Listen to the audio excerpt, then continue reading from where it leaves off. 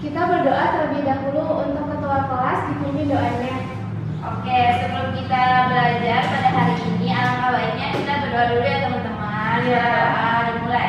Bismillahirrahmanirrahim. Rabbi zidni ilma warzuqni fahma.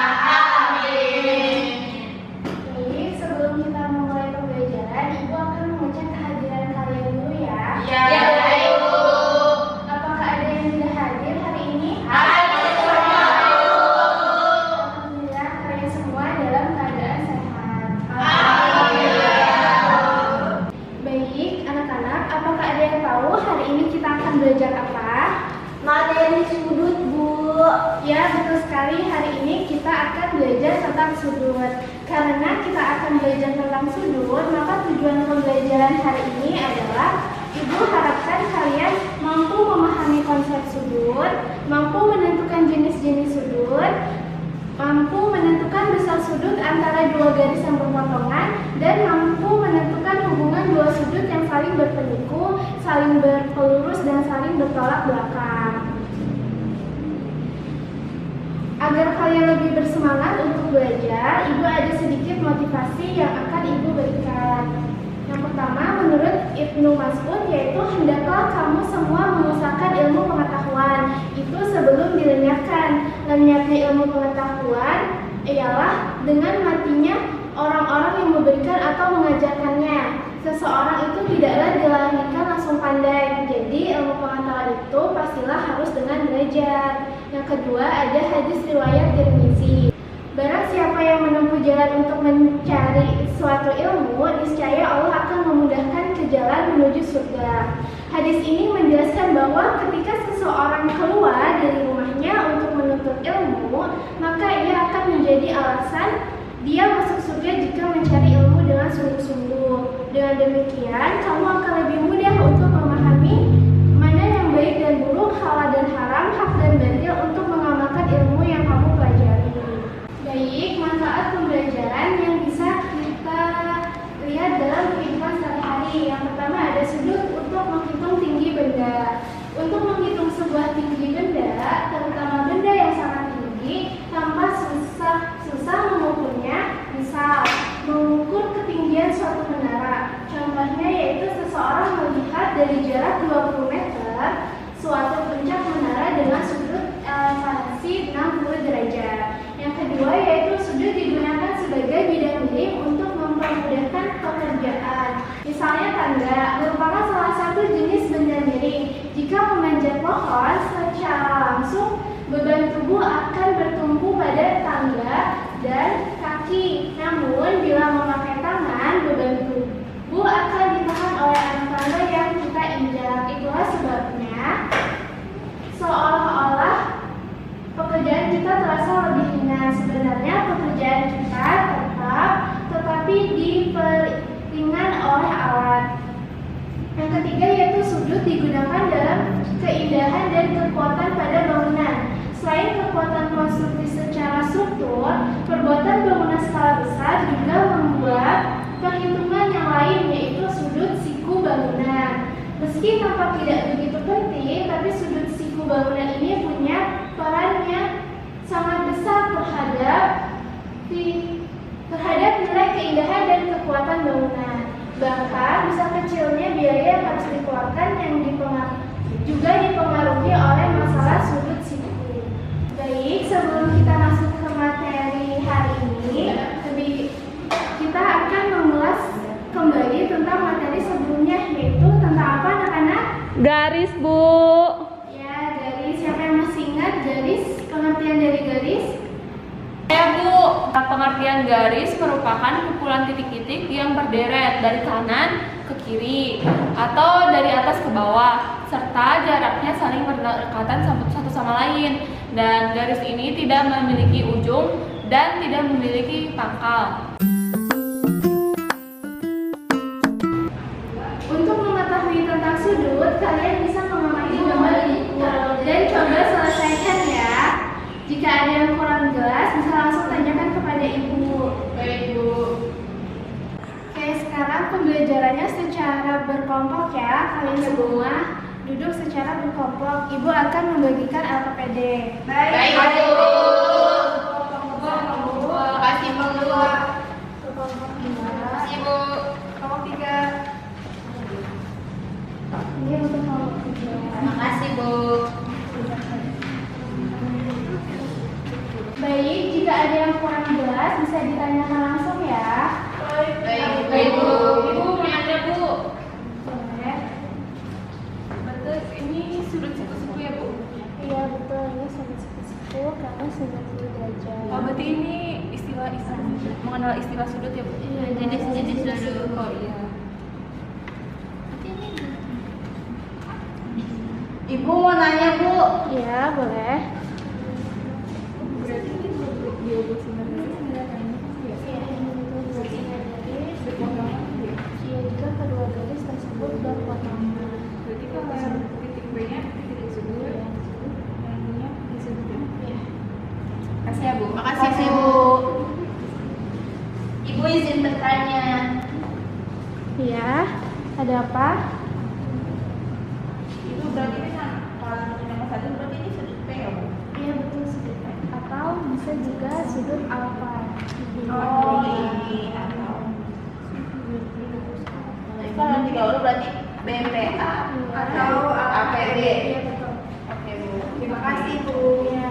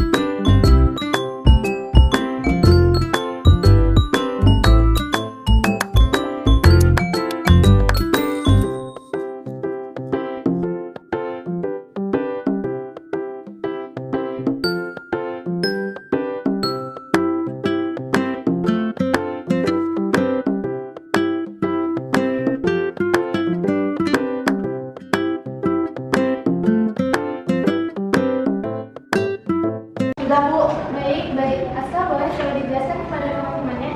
Ya, yang nomor 1 itu kan dua buah sinar garis bisa membentuk sudut jika kedua garis tersebut berpotongan. Terus yang untuk nomor 2 berpotongan dua buah sinar garis, misal titik P, titik P ini, terus disebutnya itu merupakan titik sudut. Lalu yang nomor 3 itu sinar garis P ke A dan sinar garis P ke B itu disebutnya kaki sudut. Yang nomor 4 nama sudut dari gambar di samping. Yang A itu menggunakan satu huruf yaitu sudut P dan juga sudut S. Yang B-nya menggunakan 3 huruf yaitu sudut APB dan sudut BPA.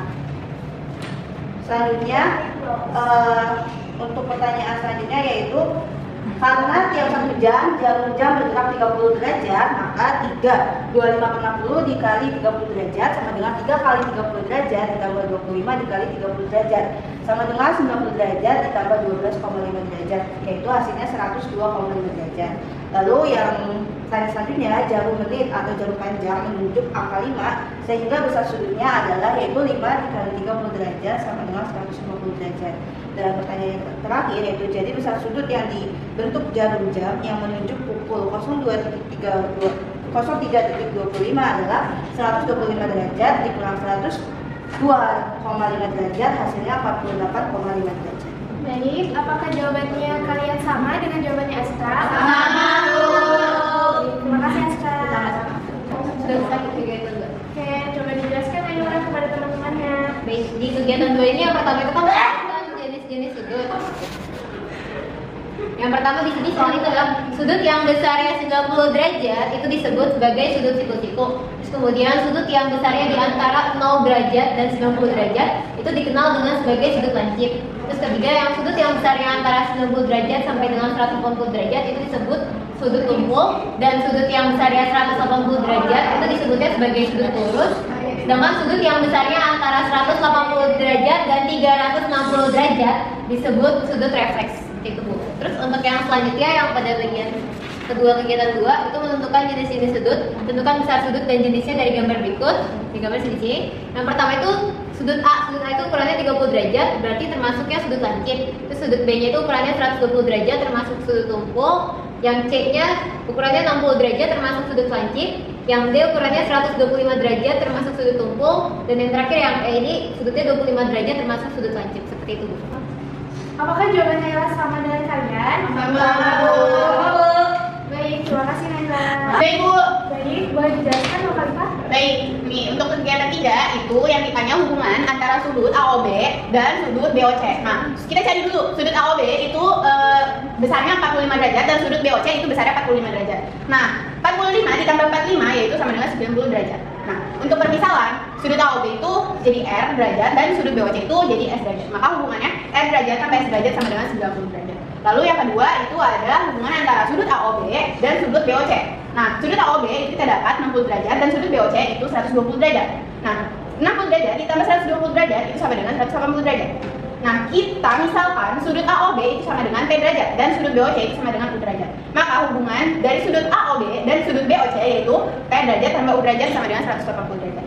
Nah, untuk yang ketiga itu kita cari hubungan antara sudut BOC dan sudut AOD. Nah, kita ketahui sudut BOC itu 120 derajat dan sudut AOD itu 120 derajat. Jadi hubungan antara sudut BOC dan sudut AOD yaitu P tambah Q sama dengan 90 derajat. Sudah, Bu? Baik, apakah jawabannya sama? Sama, Bu. Sama, Bu. Baik, terima kasih Nurhalifa. Sama, Ibu. Berdasarkan kegiatan yang sudah kalian kerjakan, apa yang dapat kalian simpulkan? Siapa yang ingin memberikan pendapatnya? Saya, Bu. Ya, boleh. Jadi sudut merupakan suatu daerah yang terbentuk dari sebuah sinar yang berputar pada pangkal sinarnya atau pertemuan dua ruas garis yang bertemu pada satu titik. Sudut dilambangkan dengan simbol seperti itu, Bu, dan satuannya adalah derajat. Terus macam-macam sudut itu kalau berdasarkan sudutnya itu ada 5, yaitu sudut lancip, sudut tumpul, sudut siku-siku, sudut lurus, dan sudut refleks. Terus ada juga nih, Bu, hubungan antara sudut. Hubungan antara sudut itu ada 3. Yang pertama, sudut saling berpelurus atau bersuplemen. Yang kedua itu sudut saling berpenyiku atau berkomplement. Yang ketiga itu sudut saling bertolak belakang. Seperti itu, Bu. Baik, terima kasih Anissa. Betul sekali ya apa yang sudah dijelaskan oleh Anissa. Macam-macam sudut itu ada 5, ada sudut lancip, sudut yang besar sudutnya antara 0 sampai 90 derajat. Sudut tumpul yaitu sudut yang besar sudutnya antara 90 sampai 180 derajat. Sudut siku-siku yaitu sudut yang besar sudutnya yaitu 90 derajat. Sudut lurus yaitu sudut yang besar sudutnya 180 derajat. Dan sudut refleks yaitu sudut yang besar sudutnya lebih dari 180 derajat tapi kurang dari 360 derajat. Untuk hubungan antar sudut, sudut saling berpelurus yaitu besar jumlah 2 sudut yang saling berpelurus adalah 180 derajat.